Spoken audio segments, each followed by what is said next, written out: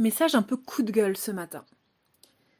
Si vous êtes au contact de nos enfants, parce que vous êtes assistant maternel, parce que vous êtes moniteur d'auto-école ou moniteur de centre aéré, parce que vous travaillez en tant qu'instituteur, institutrice, en tant que professeur, vous ne pouvez pas accompagner nos enfants sans vous être au préalable documenté au minimum sur les surdoués, les Asperger, les enfants dyslexiques et les enfants qui ont un trouble de déficit de l'attention avec ou sans hyperactivité. Ça n'est plus possible aujourd'hui, les gars. C'est pas possible. Que le monsieur que j'ai accompagné il y a un mois ait mis 70 ans avant de capter qu'il était Asperger, parce que son petit-fils lui a offert sa première tablette avec un accès illimité à YouTube, ne vienne de le découvrir que maintenant, passe encore. Mais qu'une maman que je viens d'accompagner, qui a un fils de 8 ans, attende jusqu'aux 8 ans de son fils pour que quelqu'un daigne lui dire qu'il est Asperger, alors qu'elle se pose des questions, qu'elle s'interroge, qu'elle s'arrache les cheveux pour trouver des solutions pour accompagner dignement son fils, là, ça n'est pas normal, je ne suis pas d'accord. Ça ne devrait pas être possible de donner les clés d'une classe à un prof sans avoir vérifié quand on est directeur d'école que ce prof est bien documenté sur les sujets que j'ai énoncés, sur les particularités des enfants que je viens d'énoncer. Surdoués, HPI, HPE, hypersensibles, peu importe comment on les appelle, je les appelle hyperfonctionnants, les enfants dyslexiques, les enfants qui ont un trouble de déficit attention et les Asperger. Ça n'est pas possible. Vous vous devez de vous documenter sur les particularités cérébrales de certains enfants et sur leurs besoins pour pouvoir faire deux choses. Un, renseigner les parents. Vous êtes aux premières loges. Vous avez beau dire c'est pas mon boulot, c'est le rôle, on s'en fout le rôle de qui c'est. Vous êtes aux premières loges, vous observez les signes d'un enfant. Puisque vous vous êtes documenté, vous êtes capable d'aller dire aux parents j'ai cru voir chez votre enfant des signes de trouble de déficit de l'attention. J'ai cru voir chez votre enfant des signes qui révèlent Asperger.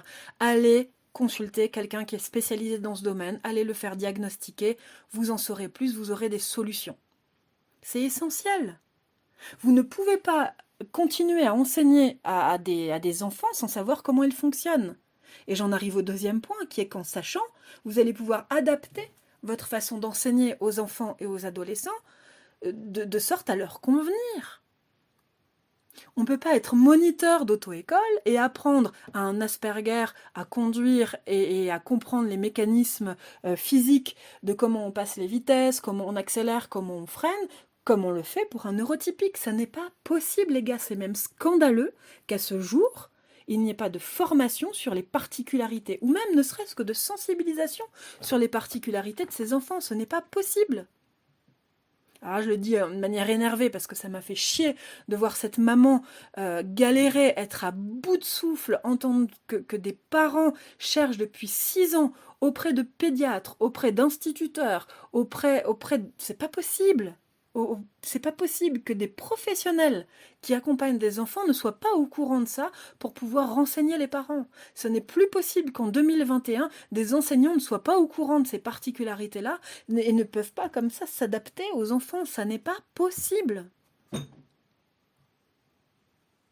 Ça devient même de la non-assistance à personne qui a besoin de l'info pour être heureux.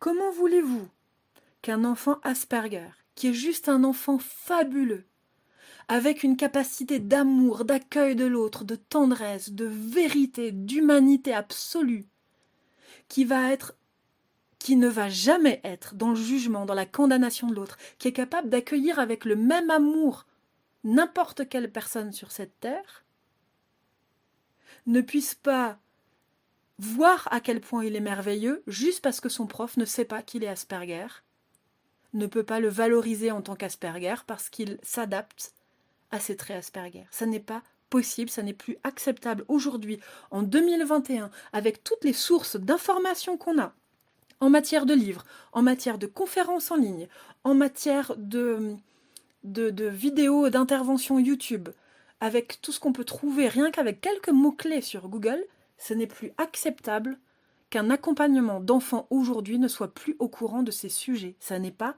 possible. Oui, mais en tant que prof, il n'y a pas de mais. T'es prof, t'accompagnes des enfants, t'es assistant maternel, t'accompagnes des enfants, t'es moniteur d'auto-école, tu accompagnes des enfants, tu te dois de t'adapter à ces enfants. En tant qu'accompagnant, nous sommes prestataires de services. Les enfants n'ont pas à se mettre à notre service en tant que prof, absolument pas.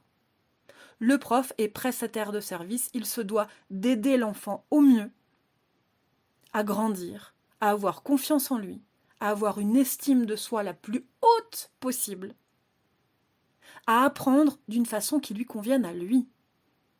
En 2020, un enfant n'a plus à avoir à se forcer à rester stable à l'école pendant 4-6 heures d'affilée alors qu'il a un TDAH. Ça n'est plus possible aujourd'hui.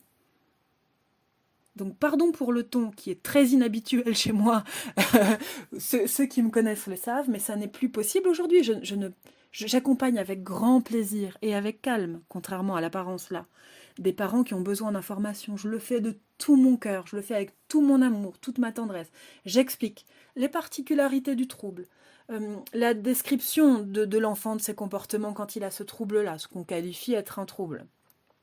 Je mentionne ce qui leur fait du mal, ce qui leur fait du bien.